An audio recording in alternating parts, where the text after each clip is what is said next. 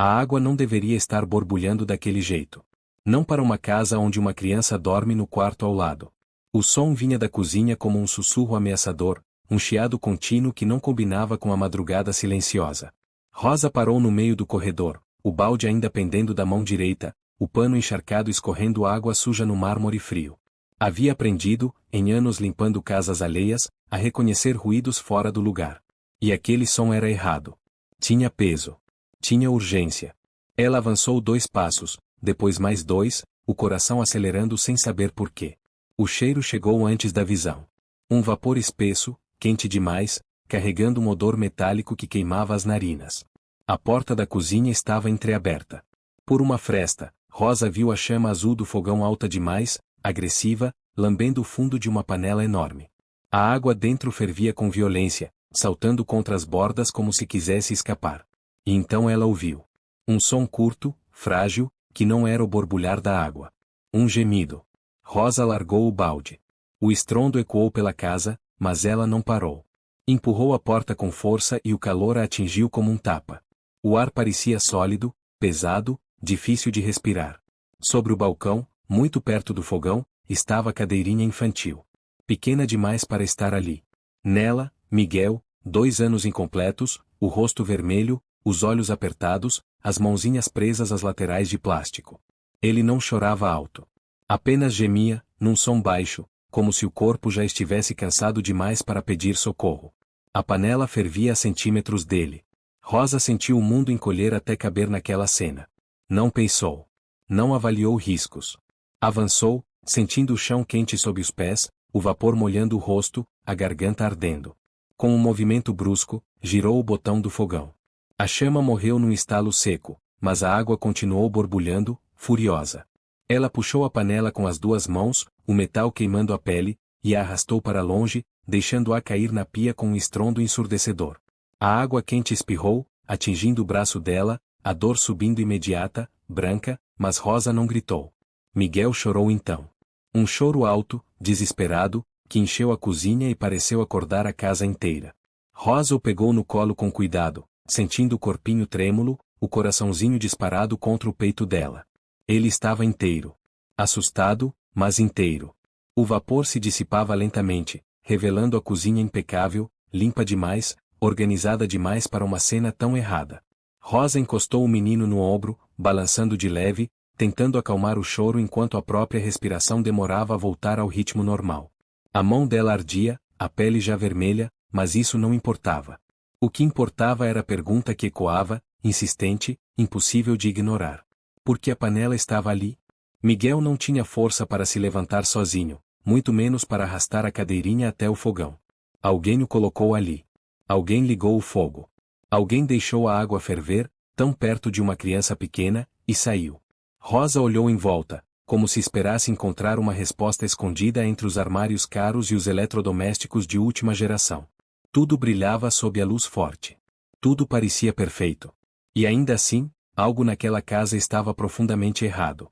O choro de Miguel diminuiu, transformando-se em soluços cansados. Rosa sentiu um arrepio percorrer a espinha. A sensação não era de alívio, era de alerta. Como se o perigo não tivesse passado, apenas recuado um passo. Como se aquela panela fervendo fosse apenas o começo de algo muito maior, muito mais sombrio. No andar de cima, uma porta se fechou com força. Passos apressados ecoaram no corredor. Alguém estava acordado agora. Rosa apertou Miguel contra si, o corpo tenso, o olhar fixo na entrada da cozinha. Ela não sabia ainda quem era o verdadeiro perigo naquela casa, mas tinha certeza de uma coisa. Se ela não tivesse entrado ali naquele exato momento, Miguel não estaria chorando agora. Ele estaria em silêncio. E esse pensamento fez o estômago de Rosa se contrair de um jeito que ela nunca tinha sentido antes. Rosa passou a noite sentada na poltrona do quarto de Miguel, o menino dormindo finalmente em sua cama depois do susto. A respiração dele era curta no começo, irregular, como se o corpo ainda não tivesse decidido se era seguro relaxar. Aos poucos, foi se acalmando. Rosa não dormiu. Observava cada movimento do peito pequeno subindo e descendo, cada suspiro, cada virada de cabeça. O braço queimado pulsava em ondas lentas, mas a dor física era fácil de ignorar. A outra não. Ela já tinha visto muita coisa em 23 anos limpando casas que não eram dela. Começou cedo, aos 17, depois que a mãe adoeceu e o pai desapareceu sem deixar endereço nem explicação. Aprendeu a limpar rápido, a falar pouco, a observar muito. Casas ricas tinham regras próprias. Silêncios longos. Portas fechadas. Coisas que não se perguntam. E ainda assim, havia limites que ela nunca tinha visto serem cruzados. Uma criança em perigo não era um detalhe. Não era um acidente pequeno. Era um alarme. Naquela casa, a mansão Alvarez, Rosa trabalhava havia apenas 4 meses. Miguel era o filho único de Henrique Alvarez, um empresário conhecido, dono de construtoras, presença frequente em revistas e eventos. Viúvo há 2 anos, segundo diziam. Um homem sempre ausente, sempre em viagens, sempre com o telefone no ouvido quando estava em casa. Rosa quase não falava com ele. As ordens vinham da atual esposa, Helena.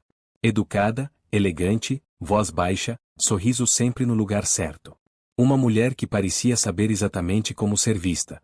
Rosa, no começo, achou que tinha dado sorte. Um bom salário, horário fixo, quarto pequeno, mas limpo no fundo da casa. Miguel era uma criança tranquila, curiosa, que gostava de seguir Rosa pela casa enquanto ela limpava, empurrando carrinhos imaginários e falando palavras que só ele entendia. Ele ria fácil. Gostava de colo. Dormia mal quando o pai viajava, o que era quase sempre. Depois, as pequenas coisas começaram a mudar. Miguel passou a ficar mais quieto. Chorava menos, mas não parecia mais calmo. Apenas cansado. Helena dizia que era fase, que crianças mudam rápido. Dizia isso com naturalidade, sem levantar os olhos do celular. Rosa percebeu que era sempre Helena quem decidia os horários, as refeições, os banhos. Sempre Helena quem dizia quando Miguel estava bem ou não. Rosa apenas obedecia. Até aquela madrugada. Rosa se levantou da poltrona e foi até a janela. O céu começava a clarear, um azul pálido surgindo entre as árvores do jardim impecável. O mundo seguia normal lá fora. Dentro daquela casa, algo tinha quebrado. E ela sabia disso com a certeza silenciosa de quem já ignorou sinais antes na vida e pagou caro. Ela voltou para perto da cama e observou o rosto de Miguel. Havia uma marca leve no braço, quase imperceptível, provavelmente do calor do vapor. Nada grave. Ainda assim, foi o suficiente para o estômago de Rosa se revirar. Aquilo não deveria ter acontecido. Não ali. Não com alguém olhando. Rosa não era médica. Não era mãe. Não tinha estudo além do ensino médio incompleto. Mas tinha algo que ninguém naquela casa parecia disposto a usar: atenção. Cuidado. Presença. E isso, ela sabia, fazia diferença. Fazia toda a diferença. O som de passos no corredor a fez se virar. A porta se abriu devagar. Helena apareceu, já vestida, cabelo preso, maquiagem leve como se tivesse acabado de acordar numa manhã comum. Ela olhou para Miguel, depois para Rosa. O olhar não demonstrava susto. Nem alívio. Apenas cálculo. Ele dormiu? Perguntou, em tom baixo. Dormiu, respondeu Rosa. A voz firme, apesar do nó no peito. Helena assentiu, como se aquilo encerrasse o assunto. Ótimo. Foi só um descuido. Essas coisas acontecem. Rosa sentiu algo gelar por dentro. Descuido. A palavra ecoou. Ela não respondeu. Apenas ficou ali, de pé, entre Helena e a cama da criança. Pela primeira vez desde que entrou naquela casa, não como funcionária, mas como alguém que tinha visto demais. Helena observou por alguns segundos a mais do que o necessário. Depois virou-se e saiu, os passos suaves desaparecendo no corredor. Rosa continuou ali, imóvel, sentindo que uma linha invisível tinha sido cruzada. A partir daquele momento, ela sabia que não podia mais fingir que não viu. Não depois da água fervente. Não depois daquele olhar frio. Alguma coisa naquela casa precisava ser enfrentada. E, gostasse ou não, Rosa tinha se tornado a única pessoa disposta a ver. O dia seguiu como se nada tivesse acontecido. Essa foi a parte mais perturbadora para Rosa. A casa funcionava em silêncio perfeito, quase ensaiado. Os funcionários chegaram nos horários habituais, os jardins foram regados, o café da manhã foi servido numa mesa grande demais para 2 pessoas. Miguel acordou mais tarde, ainda quieto, os olhos inchados de sono, mas sem chorar. Helena circulava pela casa com a mesma elegância de sempre, falando baixo ao telefone, sorrindo para pessoas invisíveis. Era como se a madrugada tivesse sido apagada. Rosa limpava o corredor do andar de cima quando ouviu Helena conversando com alguém no escritório. A porta estava encostada. Não era fofoca. Não era curiosidade. Rosa não parou para escutar. Mas algumas palavras atravessaram o ar sem pedir licença. Ele é muito sensível. Não foi nada sério, crianças exageram. A frase ficou presa na cabeça de Rosa enquanto ela seguia trabalhando. Crianças exageram. Miguel tinha 2 anos. Não exagerava nada. Apenas reagia ao que sentia. E o que ele sentirá naquela madrugada quase tinha custado a vida. Rosa começou a reparar em coisas que antes passavam despercebidas. Pequenos detalhes. Helena nunca deixava Miguel sozinho com ninguém além dela mesma. Nem com Rosa, apesar de ser a faxineira que mais tempo passava dentro da casa. Era Helena quem preparava as refeições do menino. Helena quem decidia quando ele dormia. Helena quem escolhia se ele precisava de médico ou não. Sempre Helena. E havia o fogão. Rosa percebeu que, depois daquela madrugada, Helena passou a insistir em manter a cozinha sempre trancada quando não estava em uso. Dizia que era perigoso. Que Miguel era curioso demais. A chave ficava com ela. Sempre com ela. A explicação soava correta demais. Conveniente demais. Miguel, por sua vez, parecia diferente. Não voltou a sorrir como antes. Seguia Rosa com os olhos pela casa, mas não se levantava para acompanhá-la. Quando Helena entrava no cômodo, o menino ficava rígido. Não chorava. Não chamava. Apenas ficava quieto, como se tivesse aprendido que fazer barulho não ajudava. Isso era o que mais assustava Rosa. Crianças choram. Crianças gritam. Crianças pedem colo. Quando param de fazer isso cedo demais, algo está errado. Rosa tentou falar com Helena naquela tarde. Escolheu as palavras com cuidado, como aprenderá ao longo da vida. Talvez fosse bom levar o Miguel ao pediatra, comentou, fingindo naturalidade. Só para garantir, depois do susto. Helena levantou os olhos lentamente. O sorriso surgiu, perfeito, educado, mas não chegou aos olhos. Não há necessidade, Rosa. Eu conheço meu filho. Ele está bem. A palavra meu foi dita com ênfase. Como um aviso. Rosa assentiu e se afastou. Mas por dentro, algo se movia, inquieto. Ela lembrava da panela fervendo. Da distância absurda entre o fogo e a cadeirinha. Da ausência de pressa no rosto de Helena quando entrou no quarto naquela manhã. Nada daquilo combinava com um simples descuido. À noite, Rosa passou pelo escritório para recolher um copo esquecido. A luz estava apagada, mas o computador permanecia ligado, a tela mostrando uma conversa aberta. Ela não se aproximou. Não leu. Apenas viu, de relance, o nome de Henrique Alvarez no topo da tela. Mensagens curtas. Objetivas. Helena escrevia como quem controla cada palavra. Rosa saiu em silêncio, o coração batendo mais rápido. Henrique estava fora havia 2 semanas. Segundo Helena, viajando a negócios. Segundo os jornais, participando de eventos na Europa. Ele confiava naquela casa. Confiava na mulher com quem se casara. Confiava que o filho estava seguro. E talvez fosse isso que mais facilitava tudo. Naquela noite, Rosa ouviu Miguel chorar de novo. Não alto. Um som abafado, interrompido rápido demais. Quando ela chegou ao quarto, Helena já estava lá. O menino estava no colo dela, os olhos fechados, o corpo mole, como se tivesse sido desligado. Ele estava com sono, explicou Helena. Já resolveu. Rosa olhou para o rosto do menino. Havia algo errado ali. Algo que não combinava com sono comum. Mas ela não tinha provas. Apenas sensação. Intuição. Medo. Helena saiu do quarto com Miguel nos braços, deixando Rosa sozinha no corredor. A porta se fechou suavemente. Rosa encostou na parede, sentindo o frio atravessar a roupa. A certeza se formava devagar, pesada, impossível de ignorar. A panela fervendo não tinha sido um acidente isolado. Tinha sido um aviso. Rosa começou a dormir pouco. Não por barulho, mas por atenção. Qualquer som diferente a fazia despertar, o corpo reagindo antes da mente. O rangido distante de uma porta, passos abafados no corredor, o clique suave de uma chave girando. A casa parecia nunca descansar de verdade. Havia sempre algo acontecendo quando ninguém deveria estar acordado. Na terceira noite depois da panela, Rosa ouviu água correndo na cozinha por mais tempo do que o normal. Não o fluxo rápido de quem lava um copo, mas um correr contínuo, metódico. Ela se levantou devagar, abriu a porta do quarto e espiou o corredor. A luz da cozinha estava acesa. A porta, destrancada. Isso era novo. Rosa desceu as escadas em silêncio. A cozinha estava vazia. O fogão desligado.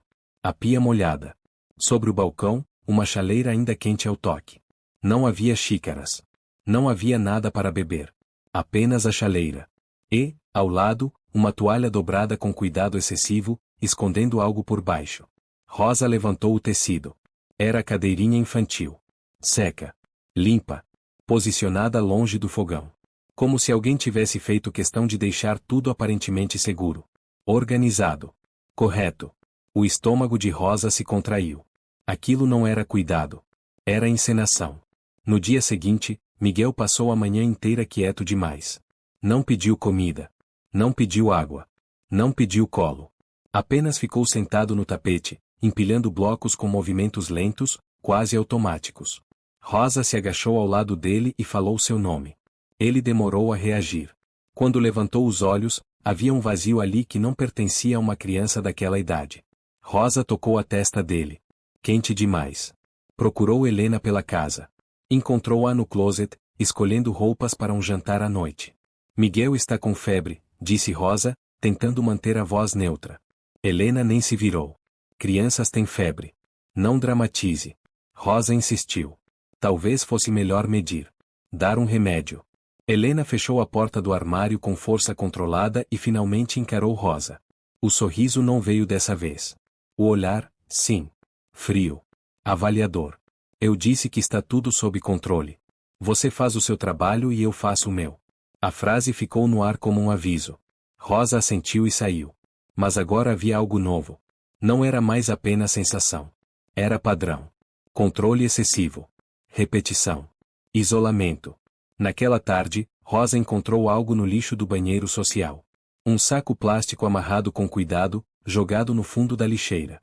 Dentro, luvas descartáveis usadas. Havia marcas de água quente nelas. O plástico estava deformado pelo calor. Rosa segurou o saco por um instante, sentindo o peso leve demais para justificar o cuidado com que fora descartado. Ela não sabia ainda o que aquilo significava. Mas sabia que significava algo. À noite, Henrique ligou por vídeo.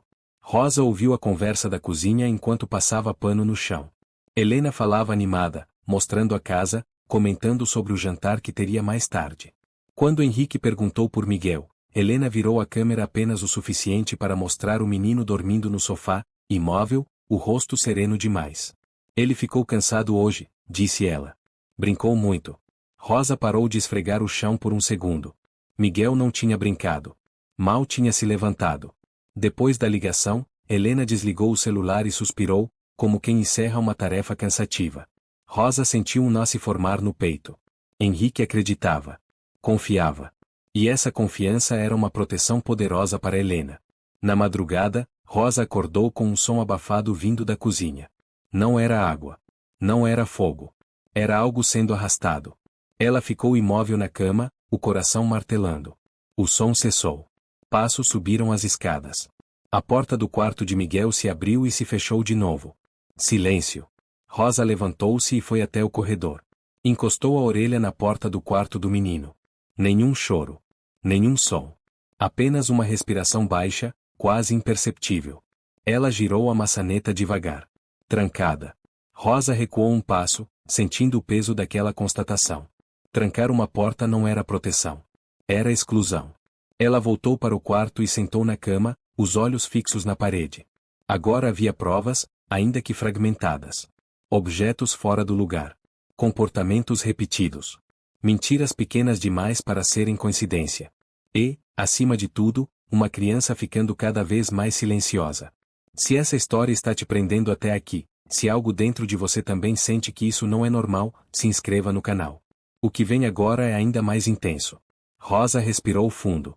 Sabia que estava se aproximando de algo perigoso.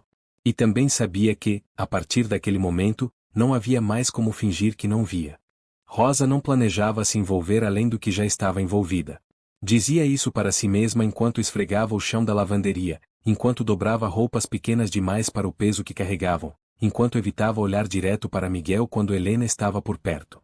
Mas o envolvimento não é uma escolha quando alguém depende de você para sobreviver. Ele acontece. Se impõe. Se instala. Naquela manhã, Helena saiu mais cedo do que o normal. Um compromisso urgente, disse, já com o telefone colado ao ouvido e os saltos batendo rápido no piso. Rosa ficou sozinha na casa com Miguel e a sensação incômoda de que aquela ausência era uma oportunidade rara. Não para mexer em coisas que não eram suas, mas para observar sem interrupções. Miguel estava no quarto, sentado no tapete, brincando com um carrinho. Ou pelo menos tentando. O brinquedo escapava da mão dele com frequência, os dedos fracos demais para segurar firme. Rosa se aproximou devagar e se sentou no chão ao lado dele. Chamou seu nome. O menino virou o rosto lentamente.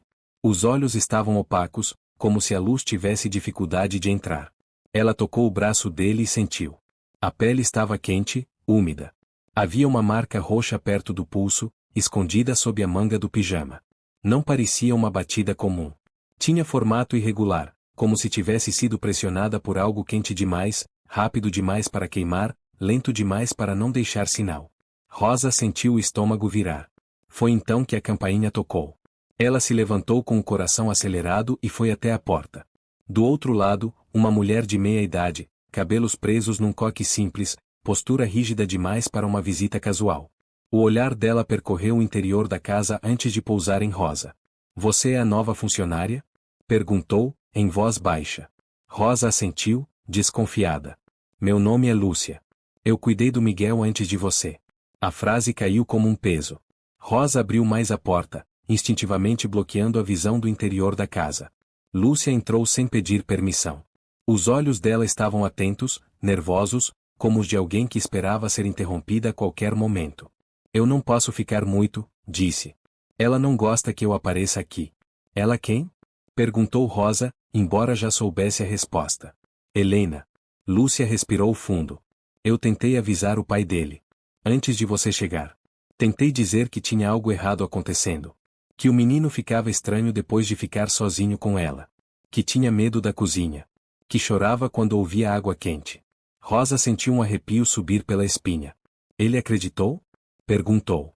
Lúcia soltou um riso curto, amargo. Ele disse que eu estava exagerando. Que eu estava cansada. Que precisava de férias. No dia seguinte, fui dispensada. Ela tirou uma foto dobrada da bolsa e colocou na mesa. Miguel aparecia nela, mais novo, mas já com um olhar distante. Ao fundo, desfocada, uma figura feminina perto do fogão, a mão segurando algo que soltava vapor. Ela nunca deixava marcas grandes, continuou Lúcia. Era sempre perto. Sempre um susto. Sempre algo que não dava para provar fácil. Mas eu vi. E você também viu. Rosa fechou os olhos por um segundo. Tudo se encaixava agora. A panela fervendo. A cadeirinha. As luvas descartáveis. A cozinha trancada. O silêncio de Miguel. Lúcia segurou o braço de Rosa com força. Você ainda está aqui dentro. Eu não estou. Se você não fizer nada, ninguém vai. A porta da frente se abriu naquele instante. O som dos saltos ecoou pelo hall. Helena tinha voltado. Lúcia recuou rápido, o rosto pálido. Ela vai desconfiar. Eu preciso ir. Antes de sair, Lúcia olhou direto para Rosa. Não espere por outra prova perfeita. Não espere por um acidente maior. Quando isso acontece, já é tarde. Helena entrou na sala segundos depois, o sorriso pronto. Olhou para Rosa, depois para a mesa. O olhar ficou duro por um instante. Algo tinha mudado. Ela sentiu. Miguel começou a chorar no quarto. Um choro fraco, irregular. Helena virou-se na direção do som, irritada. Eu cuido disso, disse, já andando. Rosa ficou parada, o coração disparado. Agora ela sabia. Não era suspeita. Não era intuição. Era certeza. E certezas exigem escolhas. Rosa chegou ao quarto de Miguel segundos depois de Helena. A porta estava aberta, mas o ar ali dentro parecia mais pesado, como se tivesse sido fechado por dentro. Helena segurava o menino no colo, uma mão firme demais apoiada nas costas pequenas, a outra ajustando algo perto do fogão portátil que ficava sobre uma bancada improvisada no quarto. Uma panela menor, já com vapor subindo, descansava perto demais da cama. O coração de Rosa disparou. O que é isso? A voz saiu antes que ela pudesse controlar. Helena se virou devagar, sem pressa, como quem é interrompida no meio de algo rotineiro. O rosto estava calmo. O sorriso, ausente. Ele está com dificuldade para dormir, respondeu. O vapor ajuda a acalmar. Isso não é seguro, disse Rosa, avançando um passo. Ele é só uma criança. Helena apoiou Miguel na cama e se endireitou. Pela primeira vez desde que Rosa a conhecia, não havia máscara alguma naquele rosto. Apenas irritação nua. Você está ultrapassando seus limites, Rosa. Rosa sentiu as pernas tremerem, mas não recuou. Limites tinham deixado de importar no momento em que uma panela fervente foi colocada ao alcance de uma criança. Eu vi o que você faz, disse, a voz baixa, firme. A água quente. As marcas. O medo dele. Helena soltou um riso curto, sem humor. Você viu o que quis ver. Funcionárias como você sempre precisam de drama para se sentirem importantes. Rosa pensou em Lúcia. Pensou na foto. Pensou no silêncio de Miguel. Não havia mais espaço para dúvida. Eu vou ligar para o pai dele, disse. Agora. Helena deu um passo à frente. O espaço entre as duas diminuiu. O ar ficou mais frio. Você não vai ligar para ninguém. E por quê? Perguntou Rosa, sentindo o corpo inteiro em alerta. Porque se você fizer isso, Helena falou, baixando a voz, eu ligo para a polícia e digo que você está obcecada pelo meu enteado. Que anda rondando o quarto dele à noite. Que tentou causar um acidente na cozinha. Você acha que alguém vai acreditar em você? A frase atingiu Rosa como um soco. Ela entendeu naquele instante. Helena não improvisava. Tudo estava calculado. Cada gesto. Cada risco.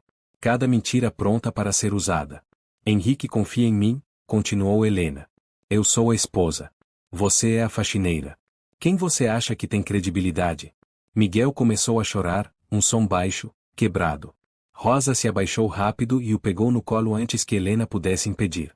O menino se agarrou a ela com a pouca força que tinha, enterrando o rosto no ombro dela. Não encosta nele, disse Helena, a voz agora dura. Rosa respirou fundo. Sentiu algo se firmar dentro dela. Um ponto sem retorno. Eu não vou deixar você machucar essa criança de novo. Helena cruzou os braços. Então você vai perder seu emprego. Sua moradia. Tudo. Posso fazer isso em uma ligação. Rosa olhou para Miguel. O calor do corpinho pequeno. A respiração irregular. O medo silencioso. Percebeu que perder tudo ainda era pouco comparado a perder uma vida. Faça, disse Rosa. Faça agora. O olhar de Helena escureceu. Algo perigoso brilhou ali. Ela se aproximou mais, quase sussurrando. Você não faz ideia do que está enfrentando. Talvez não, respondeu Rosa. Mas sei exatamente o que estou protegendo. Helena deu um passo para trás, avaliando. Depois se virou, pegou o telefone e saiu do quarto, os saltos batendo forte no chão. Rosa ficou ali, abraçando Miguel, o corpo inteiro tremendo. Ela sabia que tinha acabado de cruzar uma linha invisível. Não havia mais negociação. Não havia mais saída fácil. O confronto tinha acontecido. E agora, qualquer passo em falso poderia custar tudo. O que você faria no lugar dela? Conta aqui nos comentários. Rosa não esperou Helena voltar com o telefone na mão. Não esperou a ameaça se transformar em algo maior. O corpo de Miguel estava quente demais, pesado demais para uma criança tão pequena.